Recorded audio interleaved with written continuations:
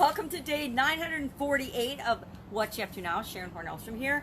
And on this video, or on this podcast episode, I talk about what I'm doing as I transition from the brick and mortar world of businesses, like 27 different businesses and industries, and over a quarter century in corporate America. I know, over a quarter century in corporate America, and I've been out of corporate America a long, long time.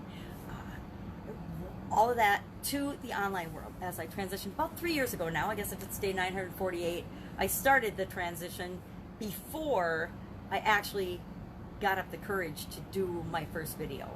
And you know, today's day 948, and I've done one every day with the exception of one day, Christmas Day. I was really, really sick last year. That's the only day I could not get off the couch to do a video. I couldn't even get off the couch to eat. I missed Christmas, I missed New Year's, I missed all the holidays at the end of the year last year because I was super duper sick. I have no idea, because I of course didn't go to the doctor. Of course, didn't go to the doctor until after I didn't have any of the typical flu symptoms, so they didn't even give me a flu test, which irritated my whole family because guess what? They all got sick too. And I don't even know where I got it because I've been sort of a hermit the last few years. As my vision has deteriorated and gotten worse, I don't drive, haven't driven for a couple of years, and so all of that combined meant I don't interact with a lot of people, so it was kind of unusual that I got so sick over the holidays. So today, we're talking about Get Up and Go Challenge. What's next? The whole Get Up and Go aspect. And we talked about that. It's the Get Up and Go Challenge for the month of August. It was supposed to be a 30-day challenge, and of course ended up being 32 days because I can't ever cut anything off, apparently. So as I'm finishing that and rolling into September, September is a key pivotal month for me. September is the anniversary of, Monday is actually the anniversary of my death day. And this is my 10th anniversary, which is no small feat. It's a huge milestone for me and for anybody else that has a big heart event, because the statistics are very grim for anybody making it past 3 years, then past 6 years, and then to me 10 years was the one I was like, hey, I'm going for the 10-year thing, and that's when I'll take a deep breath and I'll celebrate the changes and the things that have happened in my life. And I celebrate every year. I actually celebrate my death day more than my birthday.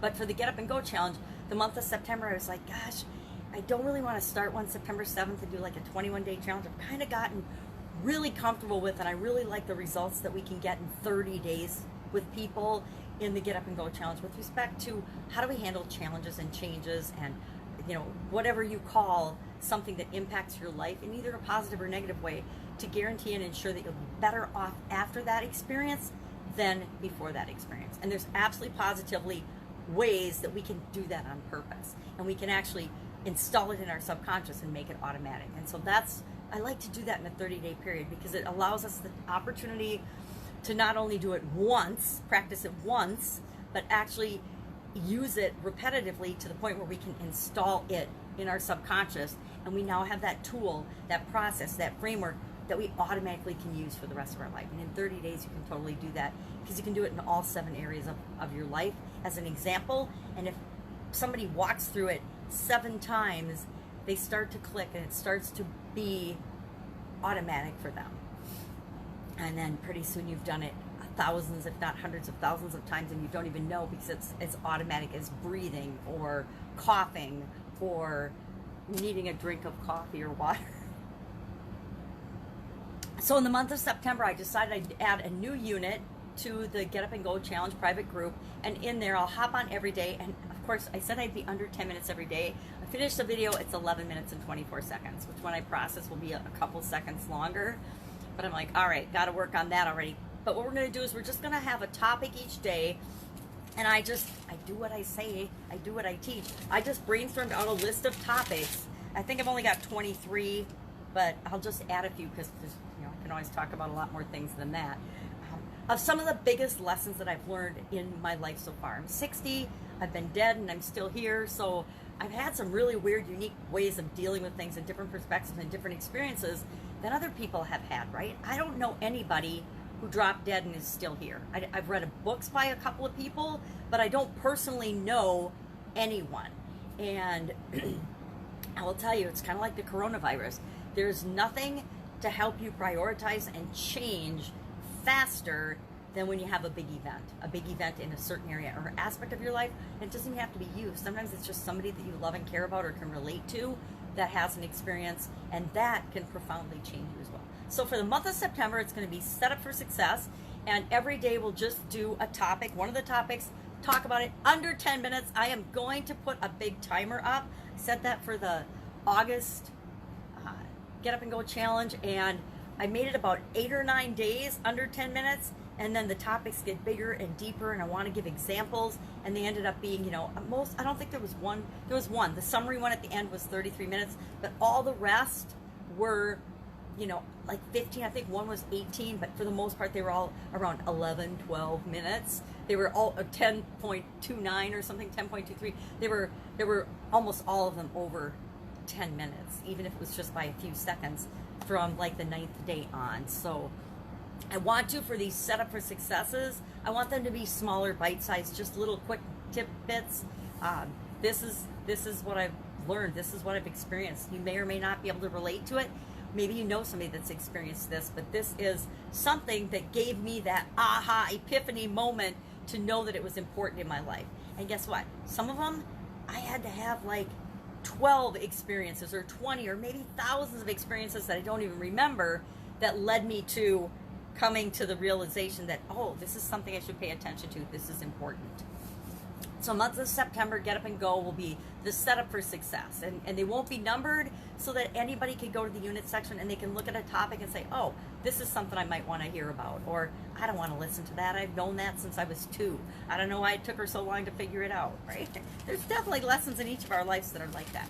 And then October 1st, we will do another full-fledged 30-day Get Up and Go challenge for the month of October. I think it's kind of like we're heading into the last push for 2020. We're all going to be wanting to make some changes and do some things on purpose that will set us up for success for the remainder of the year and into 2021.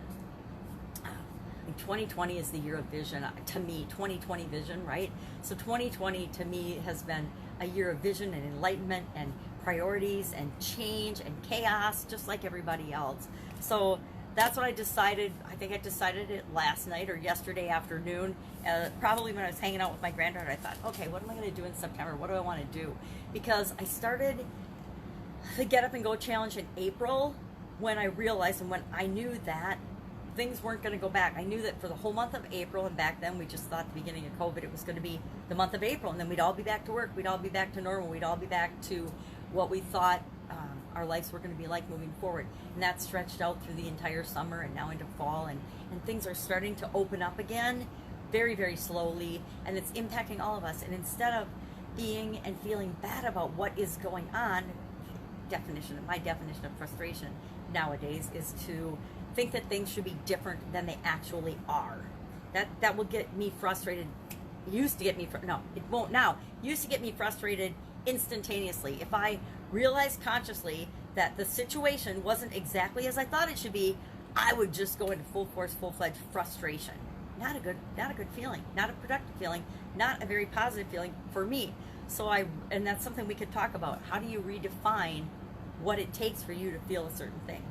And that's what I had to do with frustration. I had to redefine what it took for me to feel frustrated.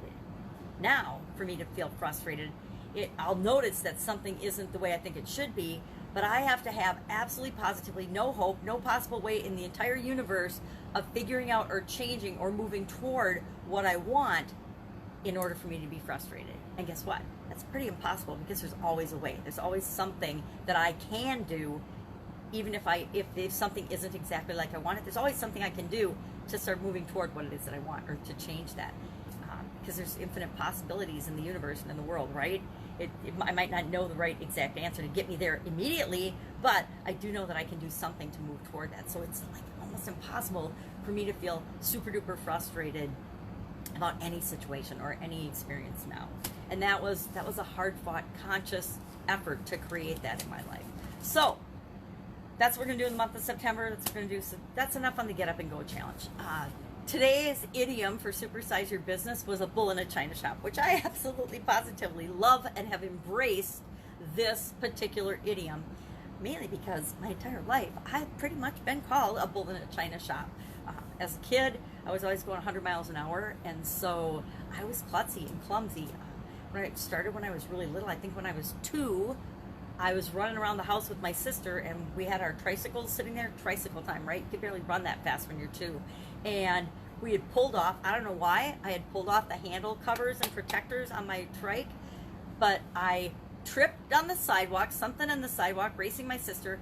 I fell forward and then ripped my whole face and a couple of my teeth out on the handlebar of that tricycle. That was my first spill, my first accident. And that was, I'm sure, probably the first time my parents are like, oh my God, how accident prone is this kid? She's a bull in the china shop. And then a couple years later, I don't even think it was even a couple years later, during President Kennedy's funeral, fell backwards in a chair, hit my head on a coffee table, and cut the back of my head open while my mom was ironing during the funeral. And then I stepped on a nail when they were putting in curb and gutter, and a big nail went through my foot. I mean, all kinds of stuff. And I was just accident prone and clumsy and klutzy and things when I was a kid. And that entered into my whole life. I mean, sometimes you just know that and need to embrace what is inherent about you. So now, a bull in a china shop, I joke, but this is about as close as I get to a bull in a china shop. No china in my house. I have a few, crystal wine glasses, and I use them very carefully. But otherwise, I just make sure that I surround myself with things that are padded. And my youngest sister still says that I should travel with orange cones, and it should just always be orange cones around me. And she isn't wrong, and that's okay for me. So it was really fun to do that idiom today. I'm having fun with these idioms because they allow me the opportunity to think about, in a different and open-minded and creative way, what things mean, and not just what do they mean to me and what kind of experiences that I have, but what would they mean to people that I interact with on a regular basis. And I found that there's some really good lessons learned there. The sayings that have been around for centuries totally impact people in ways that they're not even realizing. They are just so built in to our culture and our way of thinking and the experiences we've had and people's expectations and the way they behave. We don't even consciously think of them. So it's really been fun. I think today was day 549 of doing that. So 549 days in a row, with the exception of my cruise. I took the days off when I was on the cruise ship because I'm like, yeah, I had the time, but I didn't want to do it. I wanted to enjoy the experience. So I took that time off from the idioms a day, and I actually missed it. I missed looking something up. I used to do it with words. I would just, fly through books and dictionaries and things, and I'd have my own word of the day. Sometimes radio stations and people will have words of the day or words of the week or words of the month or words of the year to focus on certain things and concentrate on things, or to learn certain things. And I just started to do idioms because I think words of the day are super powerful, and I did that for a lot of years just on the side for my own personal development. And the idioms are a collection of words that mean something different when they're put together than they do if you take each of the words individually. And so to me, that is another even more confusing way. I mean, as humans, we all have our own definitions of everything and each word as it is. Now put words together that don't mean the same thing when they're separate, and that just adds a whole new level of possible misunderstanding and possible complication. But it also adds a level of excitement in that, and curiosity, and well, how might this apply to me? How might this fit me? How might this fit into me building and growing my business or whatever else it is that I'm here to create in the world? So I'm having a lot of fun with that. Fun challenge today. Speaking of word of the year, a couple of years ago, to get me over the fear of doing live video, I decided I was going to do something to stretch my comfort zone. And I didn't know what I was going to do, but I knew I needed to start doing video. My vision was getting worse, and pretty soon I wasn't going to be able to, and I cringe every time I text messages to people. My email's got, I think, 30,000 messages in it because I don't check my email. I need a VA to check my email, or an assistant to do those kind of things for me, which is a whole nother ballgame, which I'm addressing in the Get Up and Go challenge in October. So I knew I needed to do video. I started doing videos, and I wanted something to make sure I would hold myself accountable and be consistent. And a few years earlier, probably before or so, I had purchased a copy of a little journal book called Do One Thing Every Day That Scares You. Because a friend of mine and I had entered a network marketing company, and I'd been in network marketing companies before and had a lot of really successful things happen, but the way they taught us to do things, it didn't feel right to me. It didn't feel good to me. And I was now in another network marketing organization with a friend, and some of that same feeling was coming across. And I wanted to know, is it that it's not right for me, or is it that I'm just afraid to do it? Do I need to show more courage? Do I need to get over and stretch my comfort zone?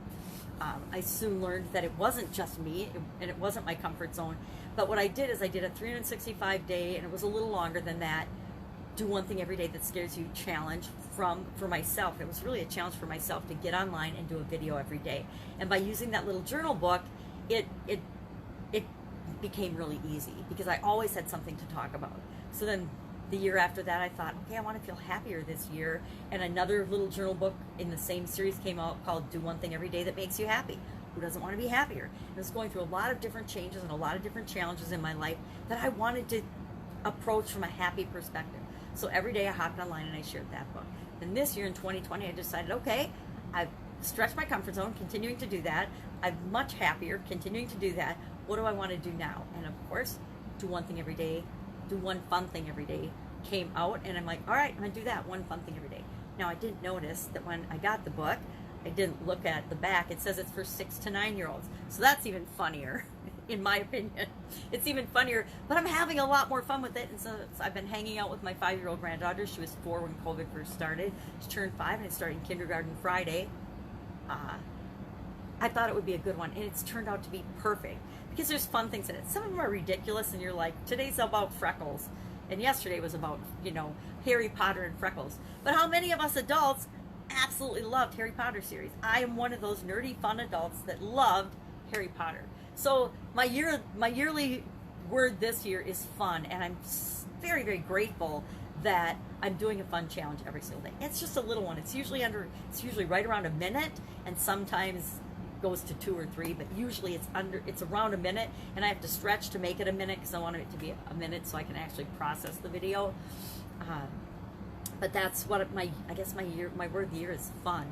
Have a lot of not fun things happened during this year?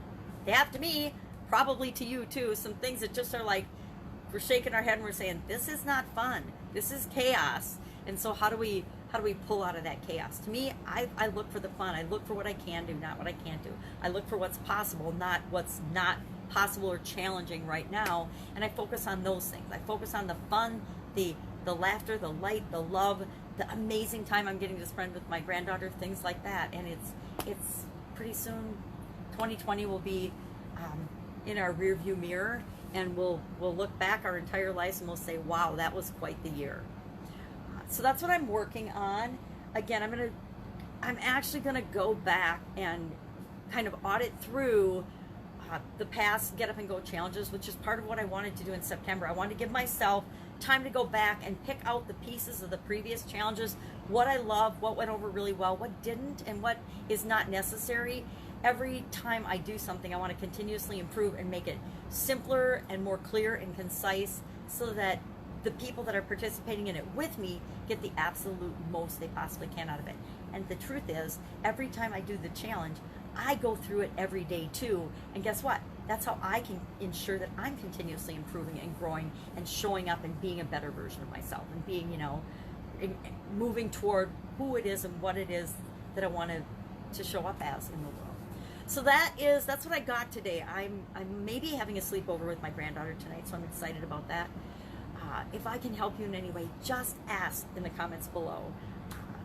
COVID has freed up time for many of us that we didn't have before, and it's a huge opportunity to approach and get answers and get help with things that you never thought you possibly could. So there's no reason to struggle with anything. I always say struggling is optional, and even when I think I'm struggling with something, I remind myself struggling is optional, right? I can do something and take action and face something head on, or I can choose to feel sorry for myself and be a victim, and I can struggle with a decision or a situation, but I don't have to. Struggling, I don't have to struggle. I can get excited and curious about finding solutions, or I can struggle and complain about what isn't the way I want it to be. it's always my choice. All right, have an awesome day. I will be with you tomorrow. Bye.